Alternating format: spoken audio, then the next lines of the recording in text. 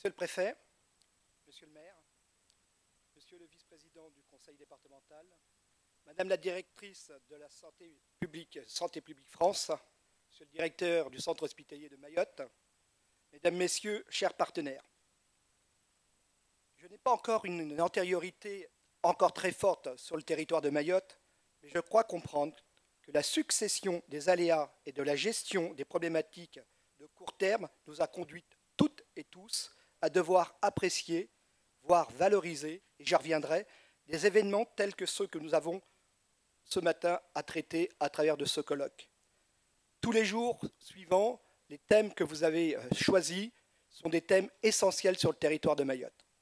Je tiens tout d'abord à saluer et remercier l'ensemble des organisateurs de ce colloque qui, je sais, a demandé énormément de travail, tant dans la conception du programme et ainsi dans son organisation. J'ai cru comprendre que même ce matin, vous aviez encore un grand défi, à savoir la possibilité d'avoir de l'électricité pour faire ce colloque en toute sérénité. Constater de l'aboutissement d'un tel projet, même s'il a déjà été éprouvé dans les années précédentes, semble être aujourd'hui un défi sur le territoire pour pouvoir rassembler l'ensemble des partenaires et scientifiques sur ces sujets.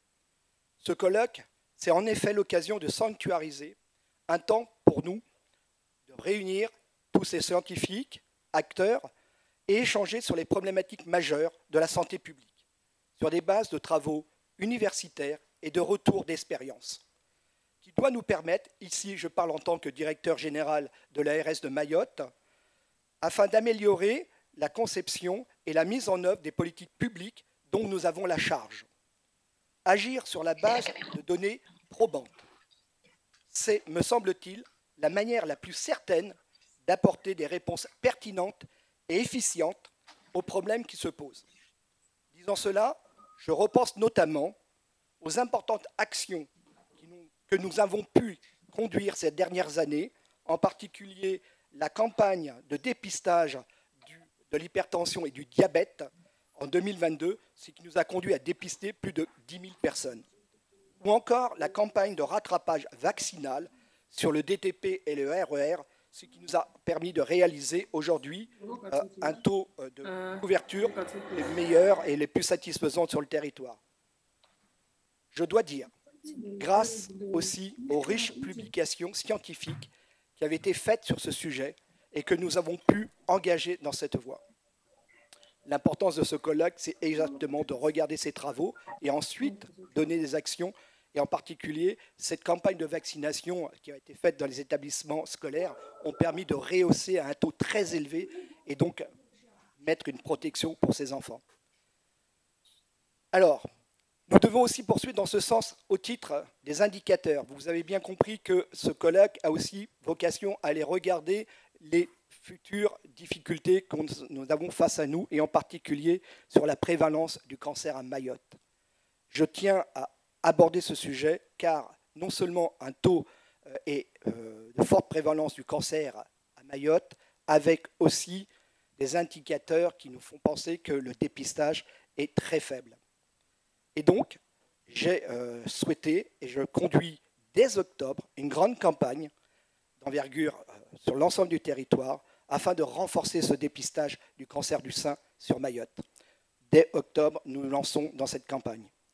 J'ajouterai enfin, et c'est une ambition que je souhaite amplifier au niveau de l'agence, que ce colloque participe aussi à la valorisation des travaux riches que nous conduisions sur le territoire. Je le disais, nous passons collectivement la majeure partie de notre temps à agir sous contrainte, sans prendre nécessairement le temps utile pour valoriser les actions d'envergure que nous mettons en œuvre, et qui, j'en suis certain, inspireront les territoires qui seront aussi confrontés aux mêmes problématiques.